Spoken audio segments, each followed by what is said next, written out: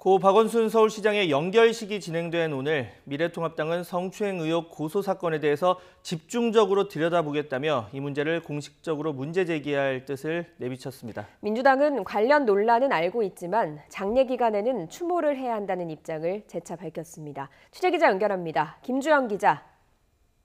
네, 국회입니다.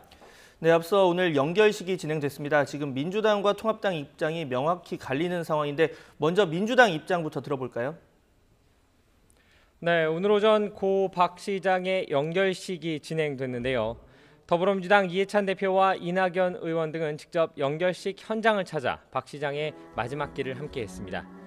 공동 장례위원장이기도 한 이해찬 대표는 직접 조사를 읽기도 했는데요. 인권 변호사, 시민운동가, 서울시장 박원순과의 이별을 애석하게 느끼고 있다며 고인이 애정을 써왔던 서울시정이 훼손되지 않도록 옆에서 돕겠다고 강조했습니다. 이어 당 아침 회의에서는 장례 논란이 있는 걸로 알고 있지만 최소한 장례 기간에는 서로 간에 추모하는 마음을 가져야 한다고 덧붙였습니다. 미래통합당 역시 오늘 아침 회의에서 박 시장의 극단적 선택에 대해 매우 안타깝게 생각하고 명복을 빈다는 뜻을 밝혔습니다. 이와 함께 주호영 원내대표는 피해자에 대한 2차 가해 움직임을 우려하며 국민들이 힘없는 피해자를 함께 보듬고 지켜줘야 한다고 당부했습니다. 여기에 김종인 비상대책위원장은 당 회의가 끝난 뒤 기자들에게 연결식이 끝나면 성추행 의혹 피해자에 대한 문제를 거론 안 할 수 없다고 밝혔는데요. 통합당은 장례 절차가 마무리되는 대로 박 시장 관련 의혹 규명에 힘을 쏟을 것으로 보입니다. 네, 21대 국회가 문을 연 지 2달이 넘게 개최하지 못하고 있는 국회 개원식이 이번 주에 열릴 가능성도 있다고요. 네, 일단 더불어민주당이 강한 의지를 보이고 있습니다.